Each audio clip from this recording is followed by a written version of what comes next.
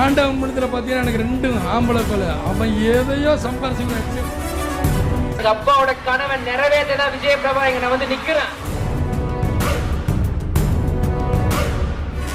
தமிழனே தமிழனே சீரும் வேகம் கொண்டு வீரமாய் வாழ்க்கையை வெல்லும் வருமானத்தை பெருகணும், ஆட்டோமேட்டிக்கா லஞ்சம் மூலம் ஒளியும்.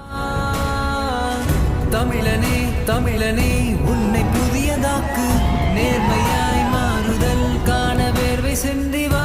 இத்தனை வருஷம் எங்க அப்பாக இந்த கட்சியை நீங்க தூக்கி நிறுத்திருக்கீங்க. 8 லட்சம் தொண்டர்கள் உங்க எல்லாருக்காக தான் நான் நிக்கிறேன். நம்மிடம் கடமை இளமை வலிமை சேர்ந்தால் புரட்சி தோன்றிடும்.